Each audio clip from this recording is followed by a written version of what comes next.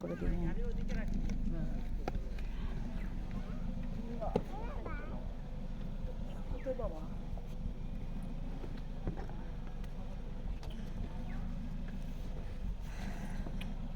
Resort থেকে প্রায় 80 kilometre দূরে চলে এসেছি মাধবকুণ্ড জলপ্রপাতে। আজকে আমাদের ঘুরতে আসার তৃতীয় দিন। শুরু করলাম ব্লগটা, চলেন ঘুরি।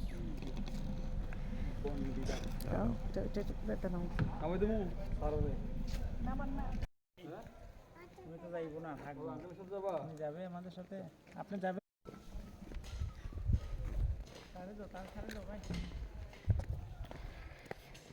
গাড়ি থাকলো আমরা যাই, আর একটু হেঁটে তারপর সামনেই, যেহেতু গাড়ি আর ভিতরে যাবে না। না যাবে না নাকি? জাভেদ ভাই যাবে না? থাক। তো এখানে যা দেখলাম, যেটা খুঁজছিলাম সেটাই দেখলাম। এখানে অনেকগুলো মণিপুরি শল, মণিপুরি পোশাক আশাকের দোকান আছে। আমি যাওয়ার সময় দেখে যাব এখানে আসলে কি কি পাওয়া যায়। সবচাইতে সুন্দর লাগছে এটা, কত কষ্টের লাইফ।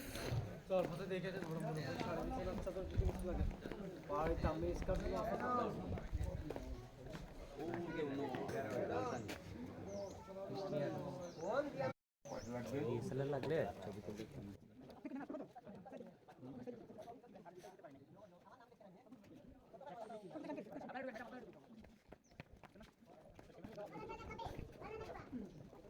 ক্যামেরা লাগবে,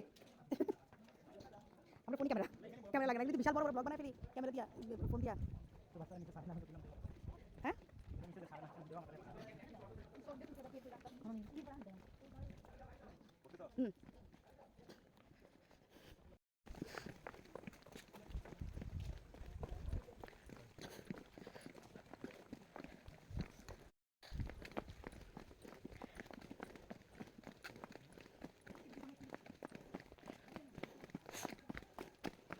আমার ব্যাগটা নাও।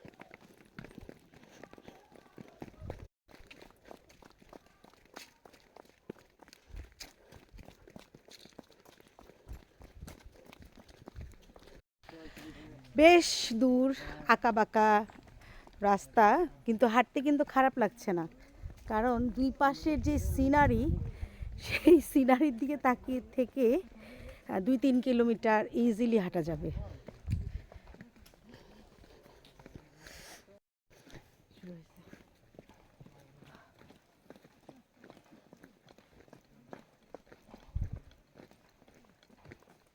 গতকাল হেঁটেছিলাম চা বাগানে, আর আজকে হাঁটছি ইকো পার্ক, না এটা ইকো পার্কের আঁকা বাঁকা রাস্তা, তারপরেই যাব আমরা জলপ্রপাতে।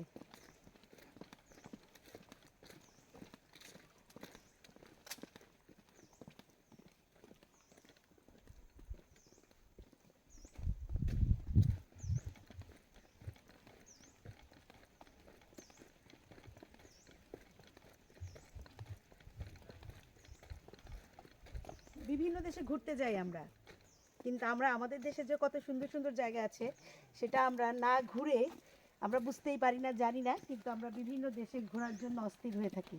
তো আমাদের বাংলাদেশে ঘোরার অনেক জায়গা আছে যেগুলো ঘুরলে আর বাইরের দেশে যেতে ইচ্ছা করবে না।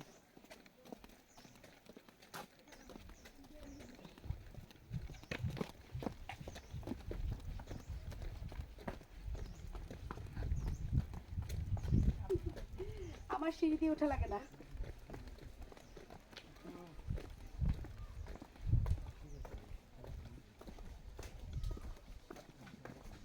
করে দিই মাঝখানে, আবার পরে দিব।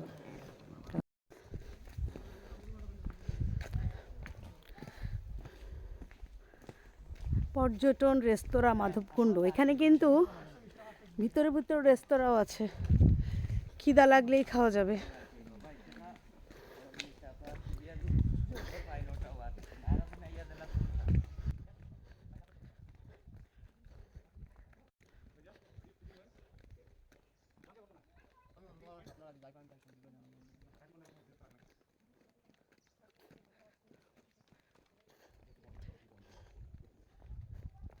এখানেও পাশেই আছে খাসিয়াপল্লী। গতকালকে তো আমরা আসলে বেশিরভাগ সময়টাই স্পেন্ড করেছিলাম খাসিয়াপল্লীতে, যেটার ব্লগ আমি করে দিয়েছি অলরেডি। তো আশেপাশে আসলে অনেক খাসিয়া পল্লী আছে। মাধবকুণ্ডে এসেও দেখলাম এখানে পাশেই খাসিয়া পল্লী আছে। এখানে কি লেখা দেখি, ইকো পার্ক এলাকায় বন্যপ্রাণীর চারণভূমি, উচ্চস্বরে শব্দ করা নিষেধ। ও বাবা, আস্তে আস্তে আস্তে কথা। হ্যাঁ, ও প্রাণী, এটা তো হচ্ছে স্ট্যাচু প্রাণী। এই প্রাণী, এই জন্য প্রাণী নিদর্শন দিয়ে দিয়েছে এখানে। ঠিক আছে, এই প্রাণী তো কিছু করবে না। মনে মিতে যে কি করব, তারপরে এবার প্রাণী টানি বের হয়ে কামড় দেখ। ভিতরে ছোট ছোট কি এগুলো, বসার জায়গা, কিন্তু পরিত্যক্ত হয়ে গেছে। মনে হয় কেউ তেমন একটা বসে না। ওই যে ভিতরে, এটাও একটা রেস্তোরাঁ, ঝর্ণা রানীর দেশ। এটাও একটা রেস্তোরাঁ। জানি না এখানে আসলে কি পাওয়া যাবে। এখানে নেম প্লেট দিয়ে দিয়েছে, খাদ্য তালিকা। কি দিয়েছে খাদ্য তালিকায়? সাদা ভাত, চিকেন ফার্ম, রুই মাছ, ডাল, শুটকি ভুনা, আলু ভর্তা। ভালো খাবার। হাঁটতে হাঁটতে এসে এখানে এই খাবারগুলো খাওয়া যাবে, খারাপ না। এটা কিন্তু জলপ্রপাতে ঢোকার আগেই। ওয়াও, এই হচ্ছে পাহাড়ে ওঠার রাস্তা। যদিও আমি এখন এদিক দিয়ে উঠবো না, আমি এখন জলপ্রপাতে যাব, কিন্তু আমার সিঁড়িটা দেখেই আমার উঠতে ইচ্ছা করছে। এবং এখানে কি লিখেছে, পাহাড়ে ওঠা নিষেধ। ও আচ্ছা, সিঁড়ি দিয়েছে কিন্তু এখানে ওঠা নিষেধ। সো আমি এমনিতেও যাব না, আমি এখন নিচের দিকে চলে যাব।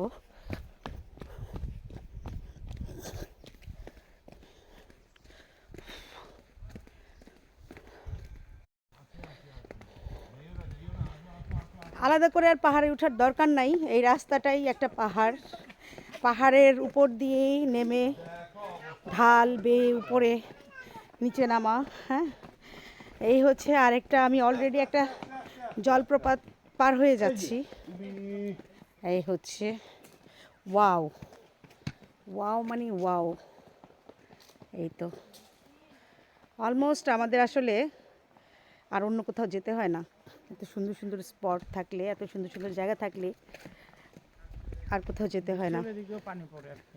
হ্যাঁ, যে দিক দিয়ে পাহাড় বেয়ে, যে এই জায়গা দিয়ে আসে না, পাহাড়ে ঢাল বেয়ে, যেখানে সুন্দর সুন্দর জায়গা করা আছে, বসার জন্য ছাউনি করা আছে।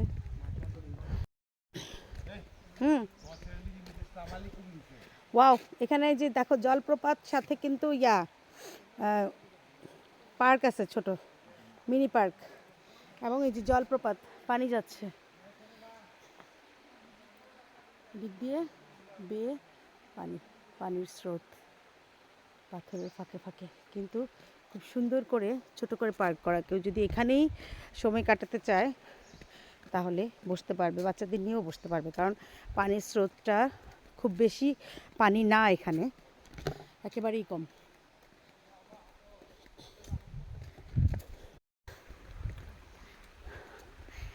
এটা একটা মন্দির না, এই হচ্ছে মন্দির, শ্রী শ্রী মাধবেশ্বর মহাদেবের মন্দির। কেউ যদি এটাও পরিদর্শন করতে পারেন, এখানে এসে এটাও পরিদর্শন করতে পারবেন। আর পাশেই আছে একজন ভর্তা স্যার। কি স্যার, কিসের ভর্তা এখানে? পাঁচমিশালি, কাঁচা তেঁতুল, কাঁচা বড়ই, কাঁচা কলা। আচ্ছা, এখন তো ঢুকতেছি, বের হওয়ার সময় দেখা যাবে। সবকিছু মিলাইয়ে সব কিছুই আছে না? আচ্ছা, মন্দিরে আসবেন, সাথে সাথে ভর্তাও খাবেন, এবং জলপ্রপাতে যাওয়ার সময় নিয়ে যেতে পারবেন সবাই এই স্যারের কাছ থেকে।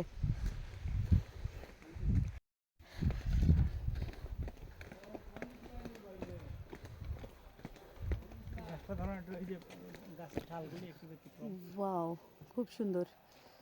মানে এমনভাবে বিস্তৃত গাছের ডালগুলো, এটা নিচে দাঁড়ালে এমনিই প্রশান্তি লাগে।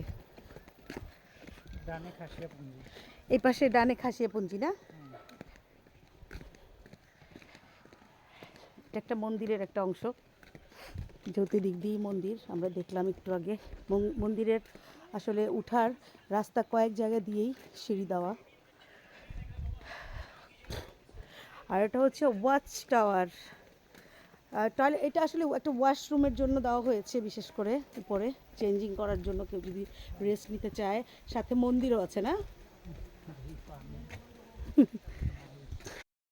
এই তো চলে আসছি আসলে মূলত যেই জিনিস দেখতে এসেছিলাম, এই সেই পাহাড় বেয়ে ঝর্ণা।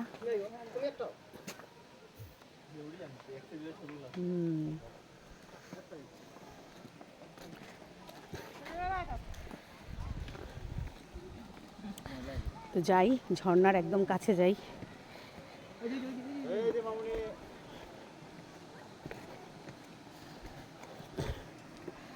নেন এবার আপনি ধরেন, আমি যাই।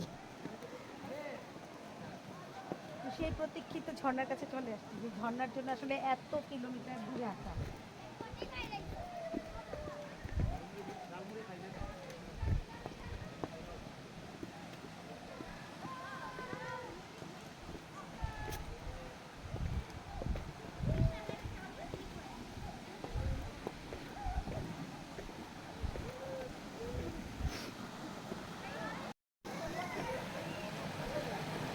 কি সুন্দর করে, হ্যাঁ, জলপ্রপাতের পানি, এই পানিটাই অববাহিকা এইভাবে চলে গেছে ওইটুক পর্যন্ত। আমি করে আসলাম এতক্ষণ ভিডিও, একেবারে পার্ক সাথে ঘেঁষা। কই ওরা কোথায়? ওরা যে বসছে ওখানে। হুম, এদিকে নামবো, দিক থেকে আসছি।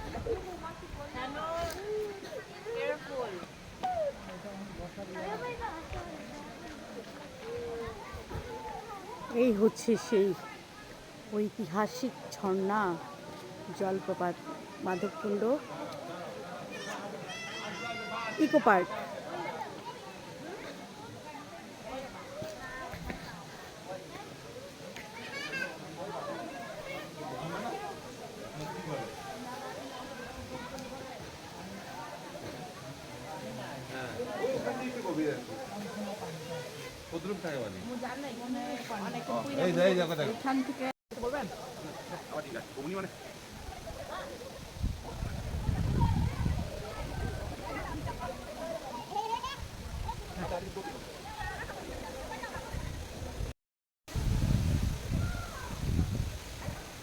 দাঁড়াও,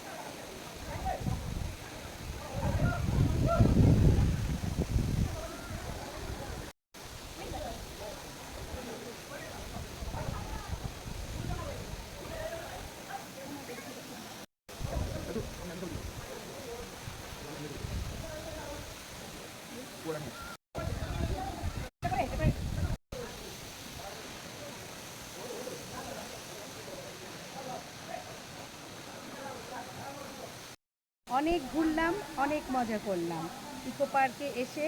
এই যে ঝর্ণা, ঝর্ণাটা স্মৃতি হয়ে থাকলো আমার ভিডিও, আমার ছবি, আমার ব্লগসে। চলুন এবার ফিরে যাই, অনেক ঘুরেছি।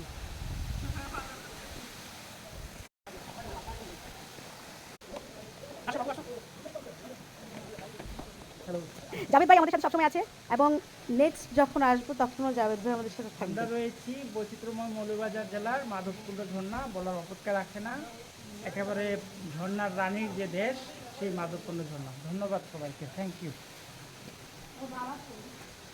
গেছে, সামনে গেছে, যাও।